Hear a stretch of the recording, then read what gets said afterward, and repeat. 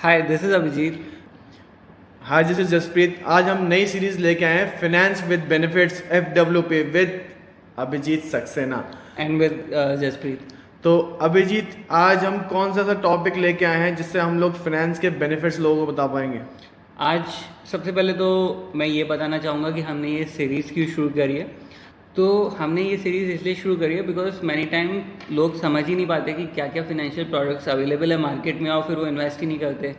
तो इस इलिटरेसी को हटाने के लिए हमने ये सीरीज़ शुरू करी है। इधर हम कंसेप्ट के बारे में बात करेंगे, ना कि फाइनेंशियल प्रोडक्ट्स के रिव्यू के बारे में, जिसके लिए हमारी बाकी प्रोडक्ट रिव्यू सीरीज़ आप देख सकते हैं।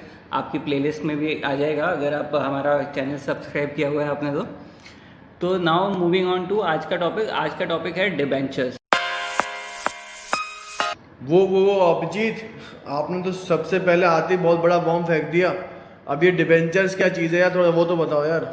डिबेंचर्स है एक फिक्स इनकम फाइनेंशियल प्रोडक्ट्स। तो जैसे आप और मैं लोन लेते हैं तो हमारे पास लोन डॉक्यूमेंट्स वगैरह होते हैं।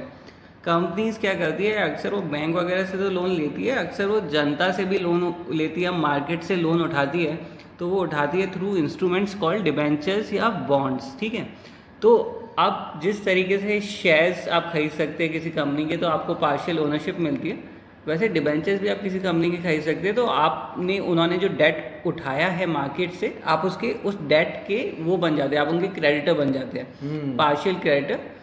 जितना आपका लोन उतने परसेंट के आप क्रेडिटर हैं। ठीक है, तो इन इंस्ट्रूमेंट्स को जो कंपनी इशू करती है इनको बोलते हैं डिबेंचर्स या बॉन्ड। और ये काफ़ी कंपनीज इशू करती है, इनमें से कुछ लिस्टेड होते हैं, कुछ अनलिस्टेड होते हैं। इनकी जो सबसे बड़ा यूएसपी है, जो इनका मेन पॉइंट है कि आपको एक फिक्स इनकम मिलती है जो इनके द्वारा अश्योर्ड होती है। ठीक है, अब मैंने जब बोला इनके द्वारा अश्योर्ड होती है, मतलब कि what I am trying to say कि आप कंपनी तो अपने डॉक्यूमेंट में लिख के देती है आपको इतने % इंटरेस्ट देगी, और जनरली देती भी है। बट हम इसके बारे में डिटेल में बात करेंगे कि अगर कोई डिबेंचर इशू हुआ है PSU के द्वारा, और कोई डिबेंचर इशू हुआ है NHAI के द्वारा, और कोई डिबेंचर इशू किया है किसी प्राइवेट कंपनी ने, तो उसमें क्या क्या फ़र्क होता है वो हम वीडियो में बाद में बात करेंगे। तो प्लीज़ एंड तक देखिएगा। तो कंपनीज वैसे भी मतलब लोन अगर ले सकती हैं, तो ये इस तरीके से डेट क्यों रेज कर रही हैं कंपनी? तो जसप्रीत, आप जानते हैं कि अगर वो बैंक से लोन लेंगे तो उनको बहुत अधिक इंटरेस्ट देना पड़ेगा। ठीक है, आप बैंक को भी देखिए, बैंक करता ही क्या है, वो मेरा पैसा लेता है, आपका पैसा लेता है जो सेविंग्स बैंक अकाउंट में है, और बीच में वो अपना कमीशन काटता है, और फिर वो कंपनीज को लोन पे दे देता है। यही बैंकिंग होती है।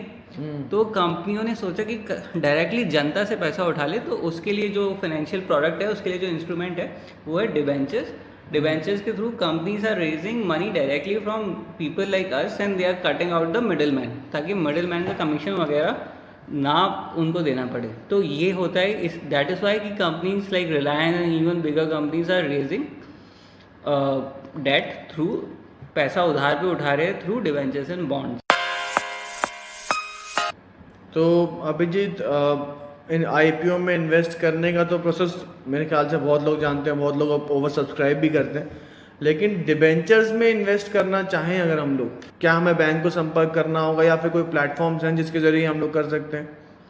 बहुत अच्छा प्रोसेस के बारे में आपने पूछा है जो सवाल, बहुत अच्छी बात है।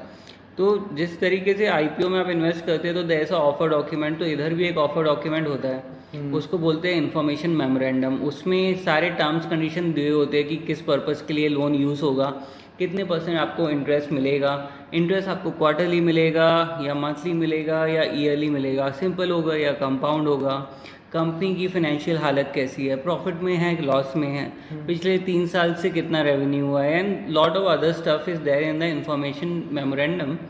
वो अगर आपके पास टाइम है तो आप पढ़ लीजिए, वरना माई रुपया तो है ही। तो हम डिबेंचर्स का जो भी इशू है हो रहा है उसका हम पीरियोडिकली रिव्यू वगैरह करके अपने इंस्टाग्राम पे, अपने यूट्यूब पे, हर जगह डालते रहते हैं। तो आप माई रुपया को हर जगह फॉलो कीजिए, लिंक्डइन पे, यूट्यूब पे और इंस्टाग्राम पे डेली कंटेंट डाल रहे हैं हिंदी और इंग्लिश में, तो वहाँ पे आप हमें फॉलो कीजिए।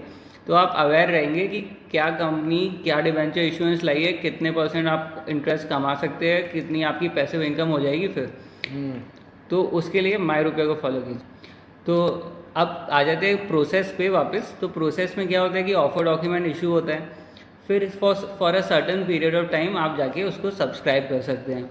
इधर ज़्यादा ओवर सब्सक्रिप्शन नहीं होता है डिवेंचर्स में शेयर्स की तरह। इसकी जो प्रोसेस होती है वो बहुत कुछ सिमिलर होती है आईपीओ की तरह। आपको जाके अपने कोई भी इन्वेस्टमेंट ऐप खोलनी है। आजकल ज़्यादातर जो ऐप होती है जिनके थ्रू आप शेयर्स में इन्वेस्ट करते हैं, आजकल जो ज़्यादातर ऐप्स होती है जिनके थ्रू आप शेयर्स में इन्वेस्ट करते हैं, म्यूचुअल फंड्स में इन्वेस्ट करते हैं, आप वही ऐप्स यूज़ कर सकते हैं बॉन्ड्स में इन्वेस्ट करने के लिए। कुछ और भी प्लेटफॉर्म है, बॉन्ड्स कार्ड करके एक प्लेटफॉर्म है, वहाँ पे आप जाके इन्वेस्ट कर सकते हैं बॉन्ड्स और डिवेंचर्स में।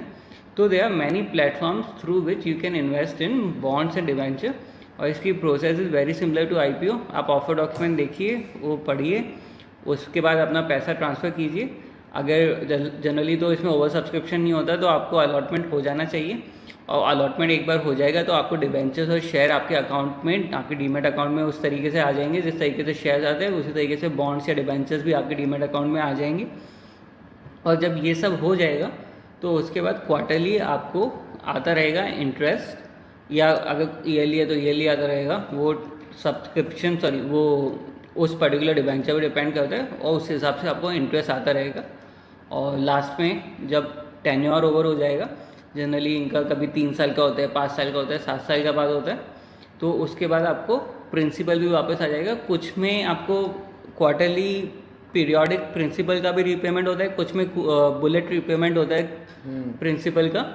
तो ये भी मैं बताना चाहता हूँ कि आप पढ़ लीजिएगा कि प्रिंसिपल आपको पीरियोडिकली वापस आएगा या आपका बुलेट रीपेमेंट होगा प्रिंसिपल का। बहुत सारी इंपॉर्टेंट चीज़ें, तो ये सारी चीज़ें पढ़िएगा अच्छे से, या आप माई रुपया फॉलो कर सकते हैं। हाँ, अभिजीत, जो हम लोगों ने लास्ट वीडियो बनाई थी उसमें हम लोगों ने एक रेटिंग्स के बारे में बात की थी, जो आपने क्रिसल का एक एग्जांपल भी दिया था। उस रेटिंग्स के बारे में थोड़ा सा आप बता पाएंगे कि क्या होता है, किस हिसाब से रेटिंग्स होती हैं? बिल्कुल, जैसे बहुत अच्छा सवाल है। तो जब आप डिवेंचर्स में इन्वेस्ट करें तो रेटिंग बहुत इंपॉर्टेंट चीज़ होती है, क्योंकि इधर इक्विटी नहीं है, इधर डेट है। तो डेट में रिस्क कम होता है, और सेबी जो हमारे रेगुलेटर है वो भी यही चाहते हैं कि डेट में रिस्क कम रहे। तो anyone who is doing a debenture issuance, उसको रेटिंग करवानी पड़ती है। आपको सैंपल के तौर पे मैं बताना चाहूँगा कि best rating is generally AAA+, उसके बाद AA, फिर A, फिर B, तो ऐसे चलता जाता है। आपकी स्क्रीन पे अभी रेटिंग्स आ रही है, एक हमने पर्टिकुलर रेटिंग एजेंसी ली है, उसकी रेटिंग्स अभी आपके आ रही है। सबका नॉमेनक्लेचर थोड़ा सा डिफरेंट होता है, बट मोर और लेस सेम होता है, ठीक है। तो AAA+ इज़ द बेस्ट। तो अगर किसी कंपनी की AAA+ बेस्ट रेटिंग तभी मिलेगी जब वो रिलायंस जैसी प्रॉफिट मेकिंग कंपनी होगी, रेवेन्यू अच्छा होगा, और बाकी सारे पैरामीटर्स पे भी अच्छे होंगे, तभी उनको टॉप रेटिंग मिलेगी। जैसे जैसे उसकी कोई चीज़ वीक है, मान लीजिए कि उसका पिछले साल प्रॉफिट अच्छा नहीं था, तो उसको फिर AAA+ नहीं मिलेगा। और अगर मान लीजिए वो बहुत छोटी कंपनी है तो वो भी एक नेगेटिव फैक्टर हो गया। तो बहुत सारे फैक्टर्स देखने के बाद रेटिंग दी जाती है। तो आप जब भी इन्वेस्ट करें आप प्लीज़ रेटिंग देख लीजिए। तो अभिजीत, डिबेंचर्स के कोई टाइप्स भी होते हैं जिसके बारे में आप थोड़ा बता पाएंगे? ये तो आपने बहुत डिफिकल्ट क्वेश्चन पूछ लिया। जैसे भी डिबेंचर्स के बहुत सारे काइंड्स होते हैं, बट मैं थोड़े मेजर टाइप्स आपको बता देता हूँ। एक तो होता है टैक्स फ्री और non tax free. Tax free वाले जैसे NHAI और कुछ गवर्नमेंट कंपनीज स्पेसिफिक पर्पस के लिए इशू करते हैं देश के निर्माण के लिए, तो उसमें टैक्स फ्री स्टेटस दिया जाता है गवर्नमेंट की तरफ से। उसके अलावा जनरली सारे डिबेंचर्स का टैक्सेबल होते हैं, ठीक है। जैसे बाकी जगह आप पैसा इन्वेस्ट करेंगे तो आपको कुछ ना कुछ टैक्स देना पड़ेगा, तो mostly debentures and bonds are taxable apart from the ones जो कुछ देश की कंपनियां जैसे NHAI के काफ़ी टैक्स फ्री बॉन्ड्स आते रहते हैं, तो वो एक पर्टिकुलर श्रेणी होगी जो टैक्स फ्री होगी। उसके बाद PSU बॉन्ड्स होते हैं। PSU जो पब्लिक सेक्टर यूनिट्स ने बॉन्ड्स इशू किए वो PSU बॉन्ड्स हो गए। कभी कभी सेंट्रल गवर्नमेंट भी इशू करती है बॉन्ड्स, तो वो गवर्नमेंट बॉन्ड्स हो गए। फिर सोवरिन गोल्ड बॉन्ड्स होते हैं, these are issued by Reserve Bank of India. तो ये इनमें आपका पैसा गोल्ड के भाव पे डिपेंड करता है। तो बहुत सारी श्रेणियां हैं। तो आप डिबेंचर इशुएंस का ऑफर डॉक्यूमेंट पढ़िए या माई रुपया को फॉलो कीजिए और समझिए कि कौन से बॉन्ड में आपको पैसा लगाना फ़ायदेमंद रहेगा। तो अभिजीत, हमारी जनता को ये बताइए कि इसमें रिटर्न्स म्यूचुअल फंड्स या फिर FD से के कंपैरिजन में अगर हम देखें तो किस श्रेणी में ये आएगा? तो जनरली तो FD से ज़्यादा रिटर्न होता है इधर। अगर आप 60 साल से कम आपकी उम्र है तो FD में आपको 4%, 4.5% रिटर्न मिलता है। इधर जनरली 6 के ऊपर मिलता है। बट अगर कई कंपनियां जो 8% भी देती है, कई 9, कई 10, कोई 11, ठीक है।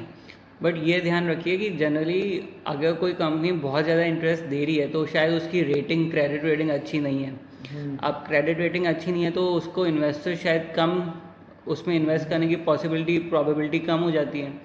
तो उस चीज़ को काउंटर करने के लिए वो अपना इंटरेस्ट रेट बढ़ा देती है। ऐसे बहुत सारे टिप्स एंड ट्रिक्स हैं हमारे पास जो हम जब भी एनालिसिस करते हैं तब हम वो बताते हैं।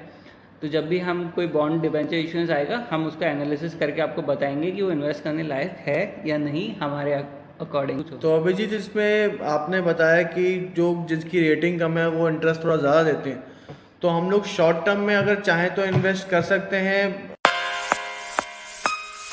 तो अभिजीत, इनमें डिबेंचर और बॉन्ड्स में कोई लॉक इन पीरियड भी होता है कि अगर लॉक इन पीरियड ना हो तो हम लोग शॉर्ट टर्म में इन्वेस्ट करके अपना जो गोल है वो अचीव कर सकते हैं?